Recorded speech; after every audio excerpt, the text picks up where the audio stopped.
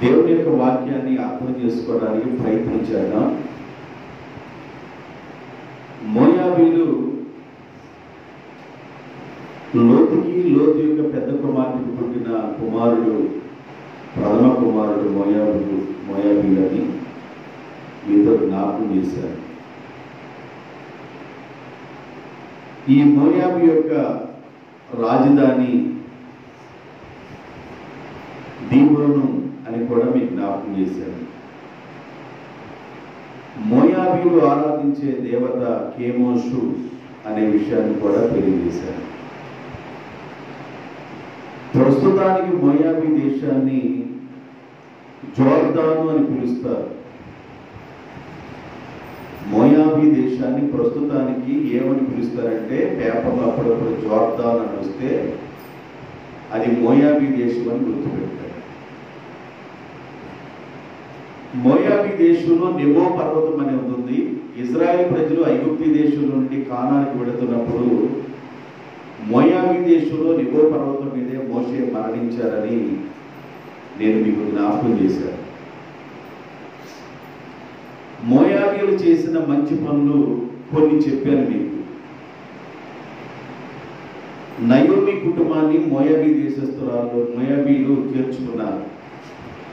వారు కరువులో ఉన్నప్పుడు నయోమి ఫ్యామిలీ మోయాబీ దేశం వెళితే వారికి ఆశ్రయాన్ని కల్పించారు. మోయాబీలు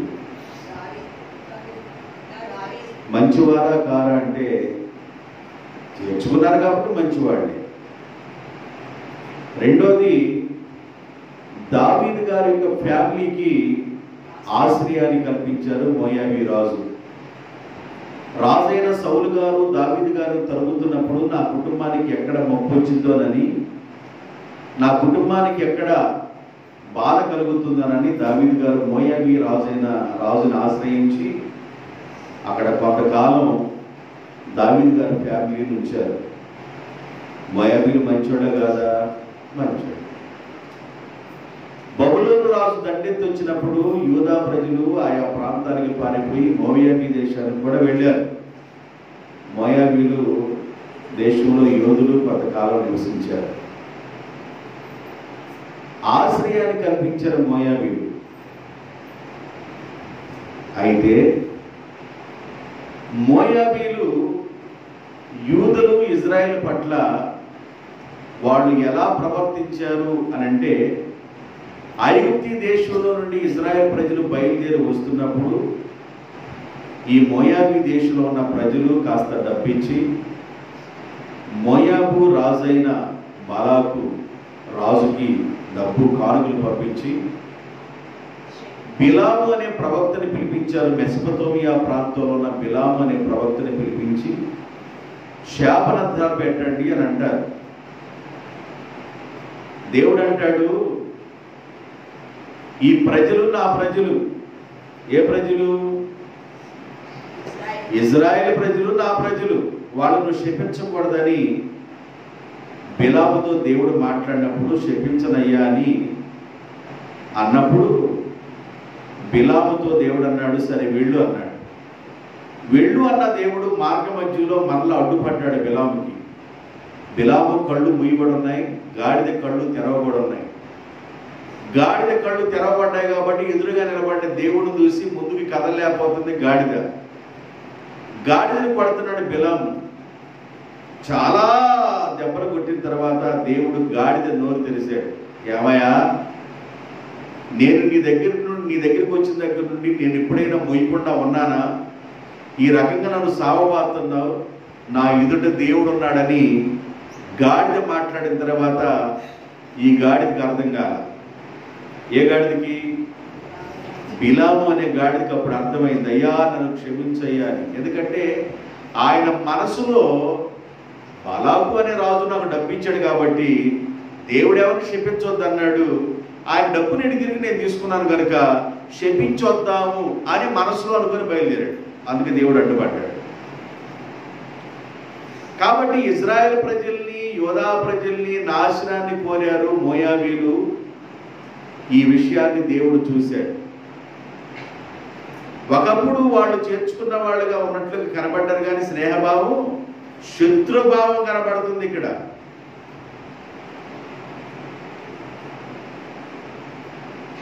నాశనాన్ని కోరుకున్నారు. రెండోది ఏంటంటే దేవుడు వారికి ఒక దేశాన్ని ఇవ్వబోతున్నాడు. ఇజ్రాయెల్ ప్రజలకి ఒక దేశాన్ని ఇవ్వబోతున్నాడు.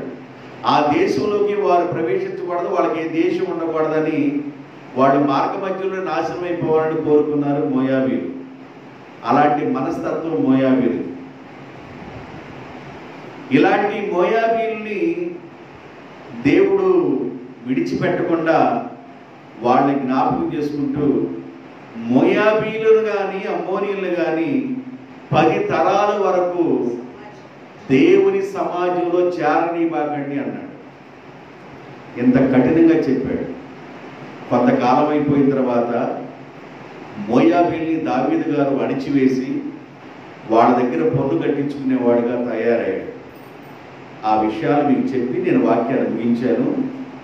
ఈ రోజున మోయాబీలు చేసిన తప్పులేంటి అంటే, తప్పులంటే వాళ్ళ మైండ్ సెట్ ఎలా పనిచేస్తుంది, అలాంటి మైండ్ సెట్ ఉండటం వల్ల కలిగే నష్టాలేంది, మోయాబు యొక్క మనసు ఎలా పనిచేస్తుందో, ఆ మనసు వల్ల దేవుడు ఎంత నొచ్చుకున్నాడో, ఎంత శిక్ష వచ్చిందని చెప్పాడో, అలాంటి మనసు ఉండటం వల్ల ఎలాంటి లాస్ ఉందో ఈ రోజున నేను మీకు జ్ఞాపకం చేయాలని ఆశపడుతున్నాను.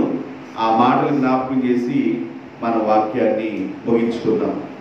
మోయాబీలు చేసిన తప్పులు కొన్ని విషయాలు నేను మీకు చూపిస్తాను. అయితే దేవుని బిడ్డలారా, ఇజ్రాయెల్ ప్రజలు అషూరు యొక్క చెరకు వెళ్ళిపోయారు. యూదులు బబులోను వారి యొక్క చెరకు వెళ్ళిపోయారు.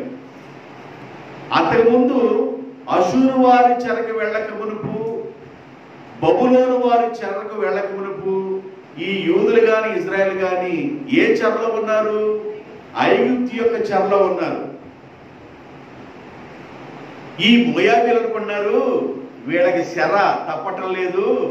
ఇంతకుముందు ఏమన్నా 430 సంవత్సరాలు ఐగుప్తు దేశంలో చెరలో ఉన్నారు, బానిసలుగా ఉన్నారు. వీళ్ళ బానిస బతుకులు పోవటం లేదు. ఇప్పుడు చూస్తేనేమో ఇజ్రాయేల్ వారిని అషూరు రాజు తీసుకెళ్ళిపోయాడు చెరకు. బబులోను రాజు వచ్చేమన్నా యోధా వారిని చెరకు తీసుకెళ్ళిపోయాడు. వీళ్ళ బ్రతుకులు మారటం లేదు అని వాళ్ళ గురించి చాలా కామెంటరీ చేస్తా ఉన్నారు మోయాబీలు. మేము చూడు ఎంత బాగున్నాము, మా మీదకి ఎవరు యుద్ధానికి రావట్లేదు, మేము ఎవరి మీదకి చెరకి ఏ దేశానికి మేము వెళ్ళటం లేదని వాళ్ళు డబ్బాలు కొట్టుకుంటా ఉన్నారు. ఈ సందర్భాన్ని దేవుడు చూసి ఆ సందర్భాన్ని మరి జ్ఞాపకం చేసుకున్నాడు. ఇర్మియా గ్రంథం 48వ అధ్యాయం. ఇర్మియా గ్రంథం 48వ అధ్యాయము 27వ వచనం. ఇజ్రాయేలును నీవు అపహాస్యాస్పదముగా ఎంచలేదా? ఇజ్రాయేల్ ప్రజలు దొంగలకు జతగాడైనట్లుగా నీవు ఇజ్రాయేలును గూర్చి పలుకునప్పుడు ఎల్లా తల ఆడించుచూ వచ్చితివి. మోయాబు నివాసులారా వినండి, నువ్వేం చేస్తున్నావంటే ఇజ్రాయెల్ ప్రజలను చూసినప్పుడల్లా అపహాస్యం చేస్తున్నాడు, అంటే ఎగతాళి చేస్తున్నాడు. ఇజ్రాయెల్ ప్రజల్ని మోయాబీలు అపహాస్యం చేస్తున్నారు, ఎగతాళి చేస్తున్నారు. బైబిల్ ఏం చెబుతుందంటే, దుష్టుల ఆలోచన చొప్పున నడవక, పాపుల మార్గమందు నిలవక, అపహాసకులు కూర్చున్న చోటున కూర్చోబాకండి అని చెబుతుంది. మోయాబీల యొక్క మనస్తత్వం ఏంటంటే అపహాస్యం చేస్తారు, హేళన చేస్తున్నారు, ఎగతాళి చేస్తున్నారు.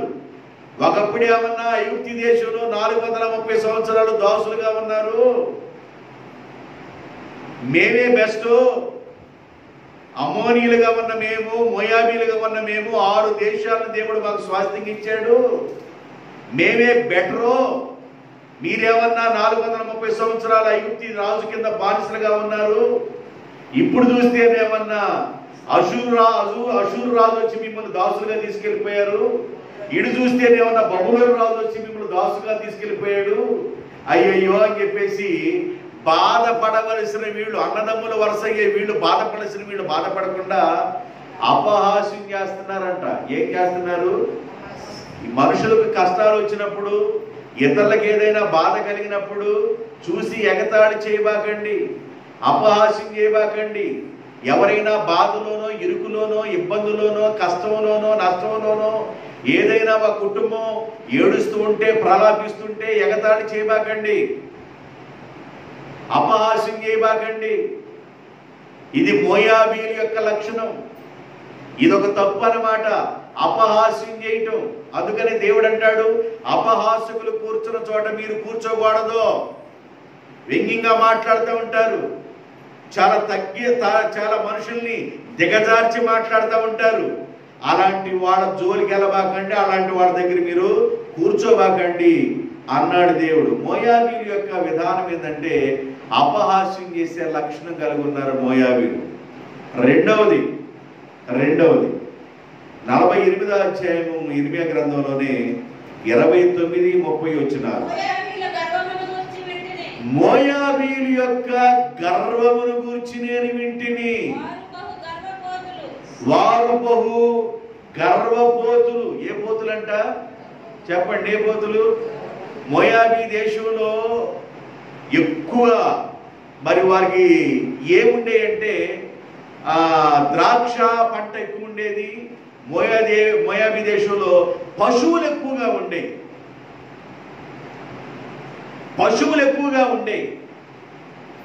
ఇలాంటి మోయాబీ దేశంలో ఉన్న బాగా దున్నపోతులుగా ఉన్న మోయాబీ దేశం అంటే పశువులుగా ఉన్న మోయాబీ దేశంలో వీళ్ళేమన్నా గర్వపోతులుగా ఉన్నారు. దున్నపోతులు ఉన్న దేశంలో గర్వపోతులుగా ఉన్నారు వీళ్ళు. నా మాటలు అర్థమైనయా? మోయాబీ దేశంలో దున్నపోతులు బర్రెగొడ్డు ఎక్కువ, వీళ్ళేమన్నా గర్వపోతులుగా ఉన్నారు. బైబిల్లో కొన్ని పోతులు ఉన్నాయి, గర్వపోతులు, ఆంబోతులు, నిద్రపోతులు, తిండిపోతులు, తాగుపోతులు, తిట్టుపోతులు అని అన్ని పోతులే. వీళ్ళే పోతులు అంటే గర్వపోతులు. ఇతరులను చూసి అపహాస్యం చేస్తారు, హేళన చేస్తారు, ఎగతాళి చేస్తారు. రెండోది ఏంటంటే గర్వాన్ని వారు కలిగి ఉన్నారు. గర్విష్ఠులు గర్వాన్ని హారంగా ధరించుకుంటారు కొంతమంది కంఠానికి. దేవుడు అంటాడు, గర్విష్ఠులు నాకు హేయులు, అసహ్యులు, గర్విష్ఠుల యొక్క ఇల్లుని నేను పెరికేస్తానన్నాడు. ఐగుప్తు దేశంలో నుండి ఇశ్రాయేలు ప్రజలు బయలుదేరి వస్తున్నప్పుడు మోయాబీ ప్రాంతానికి రాగలే దేవుడు అన్నాడు, ఓ ఇశ్రాయేలు ప్రజలారా, మోయాబీలు జోలికి వెళ్ళబాకండి, వాళ్ళతో యుద్ధం చేయబాకండి, వాళ్ళని బాధపరచబాకండి, వాళ్ళ భూమిలో అడుగు భూమి కూడా నేను మీకు ఇవ్వను, 6 దేశాలను వాళ్ళకి స్వాస్థ్యంగా ఇచ్చానని మోయాబీలు ఎంతో ప్రేమించి మాట్లాడిన దేవుడు ఇప్పుడు మోయాబీలు చూసి అంటాడు, నేను వాళ్ళని శిక్షించబోతున్నాను అన్నాడు. ఎందుకు దేవా వాళ్ళని శిక్షించబోతున్నామంటే వాళ్ళల్లో ఉన్న గుణ లక్షణాలు చాలా తేడాగా ఉన్నాయి అన్నాడు. క్రోధ పాత్రను వారికి త్రాగించండి అన్నాడు దేవుడు. నీ కోప పాత్రను ఎందుకు తాగించాలి ప్రభు అంటే మోయాబీల యొక్క పద్ధతులు బాగాలేదు. దేవుని జనాంగంగా ఉన్న ఇశ్రాయేలు ప్రజల్ని, యోధా ప్రజల్ని నాశనాన్ని కోరుకున్నారు. వాళ్ళు డబ్బిచ్చి నాశనం చేయాలనుకున్నారు, డబ్బిచ్చి శాపాలు పెట్టాలనుకున్నారు, డబ్బిచ్చి వాళ్ళ యొక్క విధానంలో వాళ్ళకు తెలిసిన రీతిలో వాళ్ళు ఎలాగైనా నాశనం కావాలని కోరుకున్నారన్నమాట. దేవుడు దాన్ని చూశాడు. బిలాం అంటే ప్రవక్త, అంటే దొంగ ప్రవక్త. కొంతమంది ఉంటారు డబ్బిచ్చి ఇతరుల యొక్క నాశనాన్ని కోరుకోవడానికి ఏదేదో ప్రయోగాలు చేస్తూ ఉంటారు. వాడంటాడు, వాడ జాతకం పూర్తిగా నేను నాశనం చేయాలంటే, వాడ బ్రతుకు నేను పూర్తిగా బస్టాండ్ చేయాలంటే 20,000, 25,000, 30,000 అయింది. ఒక కోడిని కొయ్యాలి, లేదా ఒక దోడని కొయ్యాలి, లేకపోతే పలానా గాడిదని కొయ్యాలో గొర్రెని కొయ్యాలంటాడు ఆడు. 40,000 అయినా పర్లేదు, కొయ్యి, ఆడు నాశనం కావాలి. ఇలాంటి బ్యాచి అన్నమాట వీడు. ఇలాంటి బ్యాచి దరిద్ర బ్యాచి. ఈ దరిద్రపు శాస్త్రాలు చేస్తున్నప్పుడు, ఈ దరిద్రపు ఆలోచనలు ఉన్నప్పుడు, దరిద్రపు లక్షణాలు కలిగినప్పుడు దేవుడు వాళ్ళని చూసి అన్నాడు, యెహోవా సమాజంలో వారు చేరకూడదు, యెహోవా సమాజంలో ప్రవేశించకూడదు. ఇంత కఠినంగా ఎందుకు మాట్లాడుతున్నావు ప్రభు అంటే వాళ్ళు అపహాస్యం చేసేవాళ్ళయ్యా, వాళ్ళు ఎగతాళి చేసేవాళ్ళయ్యా, వాళ్ళు గర్విస్తూ అన్నాడు. ఇజ్రాయెల్ ప్రజలు ఐగుప్తు దేశంలో 430 సంవత్సరాలు బానిసలుగా ఉన్నారు. ఇప్పుడేమన్నా ఇశ్రాయేలు ప్రజలు అషూరు వారి యొక్క చెరగ బానిసలుగా వెళ్ళిపోయారు, యూదులు ఏమన్నా బబులోను దేశం చెరగ బానిసలుగా వెళ్ళిపోయారు, మేము చూడు ఎంత బాగున్నామో అని అతిశయపడుతున్నారు. వీళ్ళకు టైం వచ్చింది, కూడింది, చెప్తారు మీకు. ఎందుకంటే మోయాబీల గురించి మీకు పూర్తి వివరణ చేసి నేను ముగించాలనుకుంటున్నాను. మోయాబీలు యొక్క మంచి పనులు చెప్పాను. మోయాబీల యొక్క మంచి పనుల కంటే చెడ్డ పనులు చాలా ఎక్కువగా ఉన్నాయి. వారు గర్వపోతులు, అహంకారులు. చదవండి, ఆ భాగాన్ని చదవండి. వారి అతిశయమును గూర్చియు, గర్వమును గూర్చియు, అహంకారమును గూర్చియు, పొగరును గూర్చియు. ఎన్ని మాటలు ఉన్నాయంట? అహంకారం ఉంది, అతిశయం ఉంది, గర్వం ఉంది, పొగరుంది. ఇలాంటి పద్ధతులన్నీ, ఇలాంటి లక్షణాలన్నీ వాళ్ళ హృదయాల్లో ఉన్నాయండి. ఇలాంటి లక్షణాలు కలిగి ఉన్నవాళ్ళు పొగరబోతులు, అతిశయం. కొంతమంది రాజులను బట్టి, గుర్రాలను బట్టి అతిశయపడతారు. వీళ్ళ అతిశయం ఏంటంటే వాళ్ళకున్న 6 దేశాల గురించి, వాడుకున్న పంట గురించి, వాడుకున్న పశువుల గురించి, వాడుకున్న మరి ఆ ప్రాంతాలన్నిటి గురించి వాళ్ళకి అతిశయం ఎక్కువ. అతిశయము, పొగరబోతుతనం, గర్వము, అహంకారము, హాస్యాస్పదము, ఎగతాళి చేయటము, ఇలాంటి లక్షణాలన్నీ ఎవరిలో ఉన్నాయి? మోయాబీల్లో ఉన్నాయి. నేను ఈ మాటలు ఎందుకు గుర్తు చేస్తున్నానంటే, ఇతరులను చూసి ఎగతాళి చేయవాకండి. దేవుని పిల్లలుగా ఉన్నవాళ్ళు మోయాబీలు ఎగతాళి చేసినప్పుడు దేవుడు మోయాబీలను వదిలిపెట్టలేదు. మోయాబీలు అసహ్యపడ్డప్పుడు దేవుడు వాళ్ళని వదిలిపెట్టలేదు. మోయాబీలు అహంకారులుగా ఉన్నప్పుడు దేవుడు వాళ్ళని వదిలిపెట్టలేదు. మోయాబీలు గర్విష్ఠులుగా ఉన్నప్పుడు దేవుడు వాళ్ళని వదిలిపెట్టలేదు. మోయాబీలు పొగరబోతులుగా ఉన్నప్పుడు దేవుడు వాళ్ళని వదిలిపెట్టలేదు. ఈ లక్షణాలు దేవుని పిల్లలుగా ఉన్న వాళ్ళు కలిగి ఉండకూడదు. దేని చూసండి పొగరు, దేని చూసండి అతిశయము, దేని చూసండి గర్వము, దేని చూసి అహంకారము, దేని చూసి మనం ఎగతాళి చేయటం ఇతరుల్ని, దేని చూసి హాస్యాస్పదంగా మాట్లాడటం. ఇవన్నీ ఎవరి లక్షణాలంట? ఎవరి లక్షణాలు? మోయాబీల యొక్క లక్షణాలు. ఇవి ఒక్కటి కూడా దేవుని పిల్లలకు ఉండకూడదని దేవుడు వాళ్ళ చూపిస్తూ మనల్ని గుర్తు చేస్తున్నాడు. మోయాబీలను చూపిస్తూ మనకు దేవుడు ఆ విషయాన్ని గుర్తు చేస్తున్నాడు. అలాంటి మోయాబీల్ని దేవుడు ఏమి చేయాలనుకుంటున్నాడు? జెఫన్యా గ్రంథం 2వ అధ్యాయం 9వ వచనం, హెస్కేలు గ్రంథం 25వ అధ్యాయం 11వ వచనం, 25:11 హెస్కేలు గ్రంథం, జెఫన్యా గ్రంథం 2:9. నా జీవము తోడు మోయాబు దేశమును సొదొమ పట్టణము వలెను, అమోను దేశము గొమొర్రా పట్టణము వలెను ఆగును. మోయాబీ దేశము సొదొమ పట్టణం వలె, అమ్మోనియల దేశము గొమొర్రా పట్టణం వలె అగును. సొదొమ గొమొర్రా ఏమైంది? సొదొమ గొమొర్రా పట్టణాలు ఏమైపోయినాయి?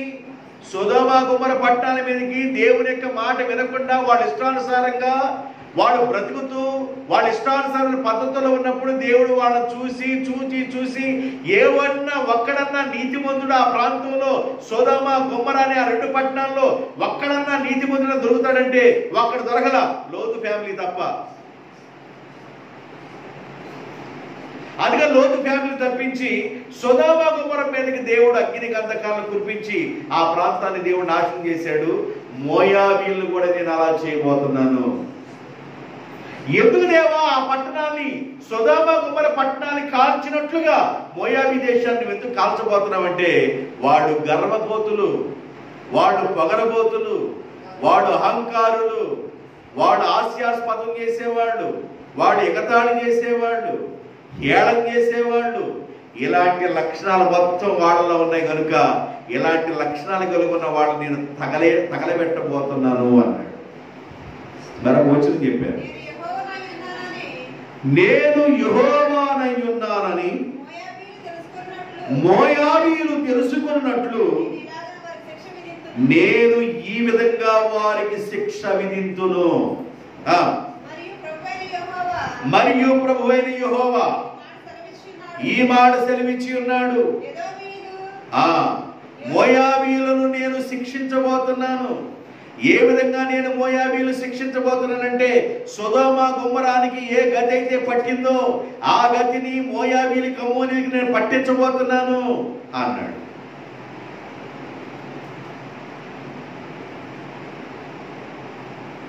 ఎంతగా ఎందుకు చేయాలనుకున్నాడు దేవుడు అంటే, మీకు కొన్ని మాటలు చెప్పాను. అపహాస్యం చేసేవాళ్ళని, ఎగతాళి చేసేవాళ్ళని, గర్వబోతులని, అహంకారులని, అతిశయపడేవాళ్ళని, పొగరబోతులని మీకు జ్ఞాపకం చేశారు. అవే కాదంట వాళ్ళలో ఉన్న లక్షణాలు, ఇంకా కొన్ని లక్షణాలు ఉన్నాయి. జెఫన్యా గ్రంథం 2:8 జెఫన్యా గ్రంథం 2:10 2 అధ్యాయము 8 2 అధ్యాయము 10 మోయాబు వారు చేసిన నిందయు అమ్మోను వారు పలికిన దూషణ మాటలను ఏం చేశారంట? నిందయు ఎవరి మీద? ఇజ్రాయేలు మీద మోయాబీలు నింద వేస్తున్నారు. వాడు చేసిన నిందయు, వారు చేసిన దూషణ మాటలను నేను చూస్తున్నాను అన్నాడు దేవుడు. అంటే వాళ్ళల్లో ఉన్న లక్షణాలు దేవుని పిల్లలుగా ఉన్న వాళ్ళల్లో ఉండకుండా చూసుకోండి అని దేవుడు మోయాబీల్ని మనకి కనబడుతూ ఒక పాఠాన్ని చెబుతున్నాడు. ఇతరుల మీద నిందలు మోపబాకండి, ఇతరుల మీద నింద మోపబాకండి. దేవుని పిల్లల లక్షణాలు ఏంటంటే నిందలో నుండి తప్పించేవారిగా ఉండాలి. ఇజ్రాయేలు నిందలో ఉన్నప్పుడు దావీదు అన్నాడు, ఇజ్రాయేలు మీద ఉన్న నిందను నేను తొలగించబోతున్నాను. ఈ సున్నత లేని ఫిలిష్తీయుడు ఏపాటి వాడు అన్నాడు. ఇజ్రాయేలు నిందలో అవమానంలో ఉన్నప్పుడు గొలియాతు అనేవాడు తిరుగుబాటు చేసినప్పుడు దావీదు అనేవాడు నిందన అవమానాన్ని తొలగించి దేవుని బిడ్డలకి క్షేమాన్ని కలుగు చేసిన వాడుగా ఉన్నాడు. మోయాబీల యొక్క లక్షణాల్లో మరి ఒక లక్షణం ఏంటంటే ఇతరులను నిందించడం. జెఫన్యా గ్రంథంలో 2:10 అంటాడు, వారు అతిశయపడి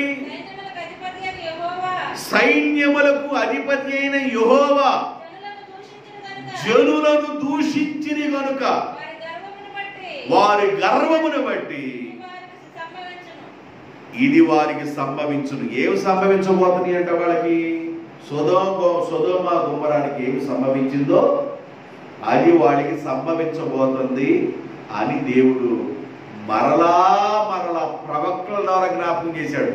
జెఫన్యా ప్రవక్త ద్వారా, యెహెజ్కేలు ప్రవక్త ద్వారా, ఇర్మియా ప్రవక్త ద్వారా, వాళ్ళ యొక్క గర్వాన్ని యెషయా ప్రవక్త ద్వారా కూడా వాళ్ళ లోటుపాట్లన్నీ గుర్తు చేశారు.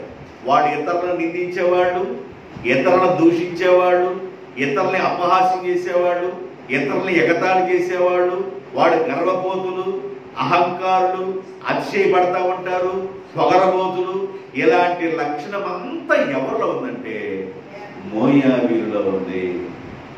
అలాంటి మోయాబీలులో నుండి దేవుడు ఋతుమును తీసుకొచ్చి యేసుప్రభు వంశావళి తీసుకొచ్చాడని మీకు చెప్పాను. అది ఒక మంచి.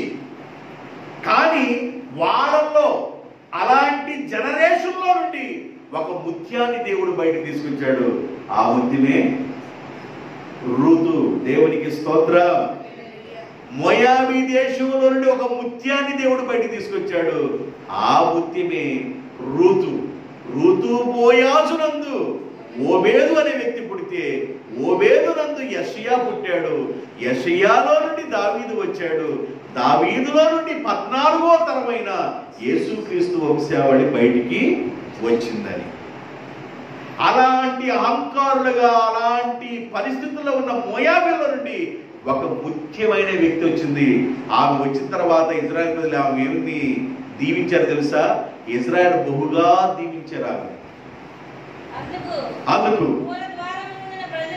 పురద్వారమునున్న ప్రజలందరూ ఋతు గ్రంథం 4వ అధ్యాయం 11వ వచనం పురద్వారమునున్న ప్రజలను పెద్దలను మేము సాక్షులము.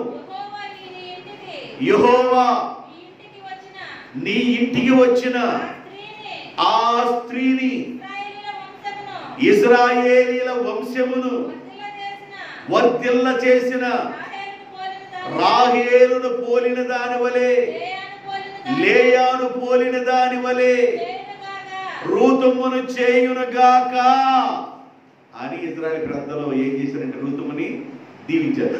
రూతుముని దీవించడానికి ఆమెలో ఉన్న సద్గుణాలు, మంచి గుణాలు ఏమండి, అప్పుడప్పుడు పెద్దలు మాట్లాడుతుంటారు, దేని కడుపున ఏదో పుట్టిందంటారు. దేని కడుపున ఏం పుట్టిందంట? నాకు తెలిసి మిమ్మల్ని అడిగారు అన్నమాట. ఏం కడుపున పుట్టిందంట? పంది కడుపున ఏం పుట్టిందంట? పగడం పుట్టింది. అంటే వాళ్ళ లక్షణాలు ఎంత చెడ్డగా ఉన్నాయో అలాంటి వారిలో నుండి రుతుమ ఎంత మంచి క్వాలిటీస్ కలిగిన వ్యక్తి అండి. ఎంత మంచి వ్యక్తి. తన యవన ప్రాయంలో భర్తను కోల్పోయినా కూడా పొలంలో పరిగి అనుకునే యవనస్తుల వైపు కూడా తన కను రెప్పరెత్తి చూడలేదు. ఆమె కంటితో సైగ చేసే అలాంటి శాస్త్రాలు లేని వ్యక్తి, చాలా మంచి వ్యక్తి రుతుమ్మ. కొంతమంది కంటితోనే సైగ చేస్తూ ఉంటారు, రెప్పలతో రెప్పలు పోతలతో సైగ చేస్తుంటారు. రుతుమ్మ ఎంత మంచి వ్యక్తి అండి. ఏళ్లలో నుండి ఇలాంటి లక్షణాలు కలిగి ఉన్న జనంలో నుండి రుతుమ్మ బయటకు వచ్చింది. ఏంటంటే ఇక్కడ బాధ, మోయాబీల బాధ. ఇజ్రాయిల్ నాశనాన్ని కోరుకున్నారు, యూదుల నాశనాన్ని కోరుకున్నారు. బబులోను చెరకెళ్ళారా? యూదులు బబులోను చెరకెళ్ళిపోయారా? ఇజ్రాయేలు అషూరు చెరకెళ్ళారా? అబ్బా ఆడకి అంటే ఆడ లేచిన దగ్గర నుండి వాళ్ళ బ్రతుకంతాదే అనుకుంటున్నారు. ఎట్టగైనా మేము డబ్బిచ్చి బిలాముని పిలిపించాం కానీ అక్కడ మా వల్ల కాలేదు. ఆ అషూరు రాజు వచ్చి వెళ్ళి మామూలుగా పొంగేసుకు వెళ్ళిపోయాడు. బబులోను రాజు వచ్చి యూదులను కూడా నాశనం చేసి అక్కడ తీసుకెళ్ళిపోయాడు అని నవ్వుకుంటా ఉన్నారు. ఇతరుల గురించి మనం ఆలోచిస్తూ నవ్వుకుంటుంటే మనకి మూడిందని గుర్తుపెట్టుకోవాలి. మనకి మూడింది, ముహూర్తం ఉందని గుర్తుపెట్టుకోవాలి. వీళ్ళకి మూడింది, వీళ్ళకి మూడింది. ఆమోసు గ్రంథం 2వ అధ్యాయం, ఆమోసు గ్రంథం 2వ అధ్యాయం ఏం మూడిందో చూపిస్తాను మీకు. ఆమోసు గ్రంథం 2వ అధ్యాయం 1, 2, 3 వచనాలు. యెహోవా సెలవిచ్చినదేమనగా మోయాబు 3 సార్లు 4 సార్లు చేసిన దోషమును బట్టి నేను తప్పకుండా మోయాబీలను శిక్షింతును. ఎలయనగా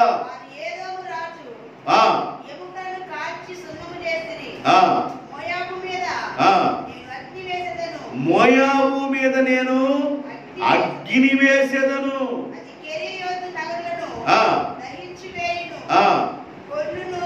మోయాబీలు క్రూరత్వం కలిగి ఉన్నవారు అంటాడు ఆమోసు గ్రంథంలోని.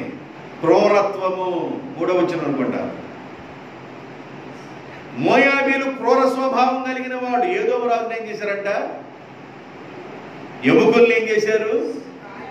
కాల్చి సొంతం చేశారు. అంటే క్రూరత్వం కలిగిన వాళ్ళు వీళ్ళు. వీళ్ళ మీద నేను అగ్ని వేయబోతున్నాను అన్నాడు దేవుడు ఆమోసు ప్రవక్త ద్వారా, హెజ్కేలు ప్రవక్త ద్వారా, జఫన్యా ప్రవక్త ద్వారా, యెషయా ప్రవక్త ద్వారా, ఇర్మియా ప్రవక్త ద్వారా ఎన్నో ప్రవచనాలు, ఎన్నో విషయాల్ని, మోయాబీలు సంభవించబోయే విషయాలన్నీ ఈ ప్రవక్తలు గుర్తు చేశారండి.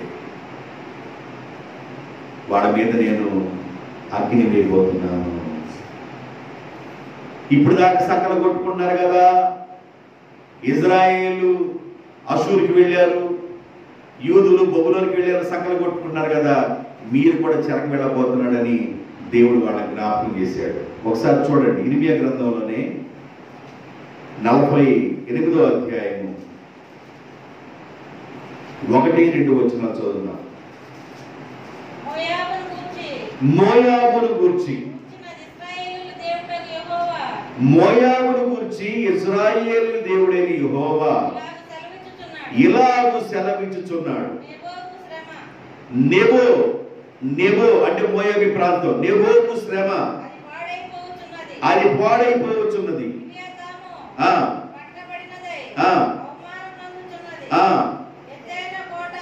ఎత్తైన కోట పడగొట్టబడినదై అవమానము నొందుచున్నది. ఇకను మోయాబునకు ప్రసిద్ధి ఉండదు.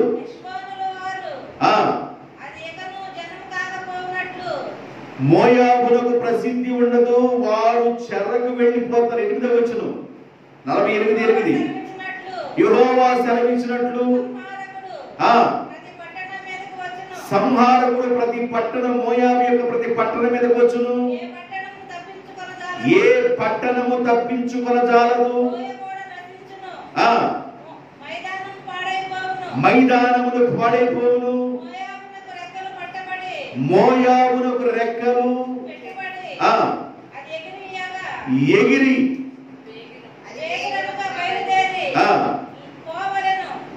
వేగరముగా ఎగిరిపోవలను. అక్కడ నివాసం చేసేవాడు ఒక్కడు కూడా లేకుండా. అంటే ఎంత ఘోరం సంభవించిందని దేవుడు ఇర్మీయా ప్రవక్త ద్వారా మాట్లాడాడండి. ఎందుకు ఎంత ఘోరం సంభవించింది?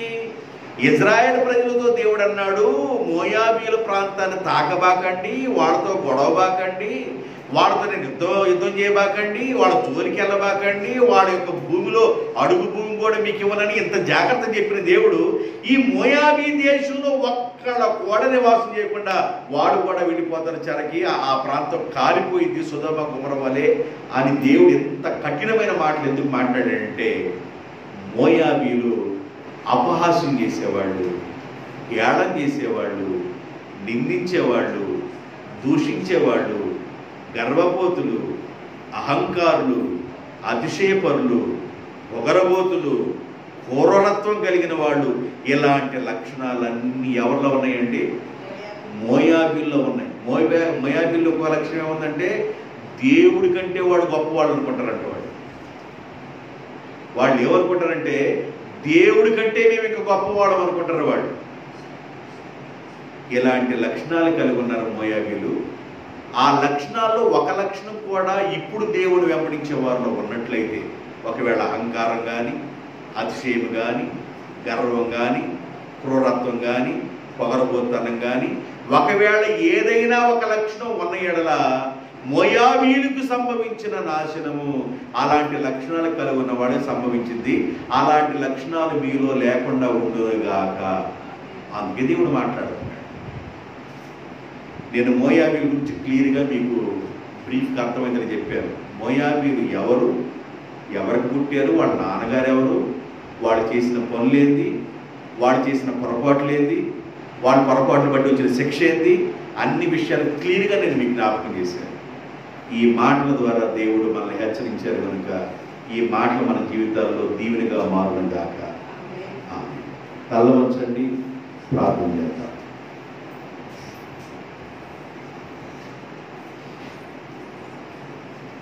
కృపా సత్య సంపూర్ణమైన మా ప్రియ పరలోకపు తండ్రి, పరిశుద్ధమైన మా దేవ, మీ పరిశుద్ధమైన ఘనమైన శ్రేష్టమైన పాదములకు స్తుతి స్తోత్రాలు తెలుస్తున్నాం. మోయాబీల యొక్క గర్వాన్ని గురించి, వారి అతిశయము, అహంకారము, నింద, పొగరబోతనం, దూషణ, ఇలాంటి విధానాలన్నిటి గురించి ఆ ప్రాంతం మీదకి శిక్ష రాబోతుందని జ్ఞాపకం చేసే ప్రభుత్వం ద్వారా సొదొమ గొమొర్రా పట్టణానికి పట్టిన గతి మోయాబీలకు, అమ్మోనీయులకు పట్టిందని గుర్తు చేసేవాడు. ఒకప్పుడు మోయాబీలకు, అమ్మోనీయులకు ఇజ్రాయెల్ ప్రజలకు దేశాన్ని ఇవ్వకమునిపే వారికి 6 దేశాలు స్వాస్థ్యంగా ఇచ్చారు. వారి విషయంలో ఎంతో జాగ్రత్త తీసుకొని, ఇజ్రాయెల్ ప్రజలారా వారి జోలికి వెళ్ళొద్దు, వాళ్ళని తాకొద్దు, వాళ్ళకి యుద్ధం చేయొద్దు, వాళ్ళు అడుగు బాగా కూడా మీకు ఇవ్వనని ఎన్నో జాగ్రత్తలు చెప్పిన దేవుడిగా ఉన్నామని ఆయన. వాడి యొక్క క్రూర స్వభావాన్ని గురించి ఈరోజు మీరు మాతో మాట్లాడినందుకు స్తోత్రాలు.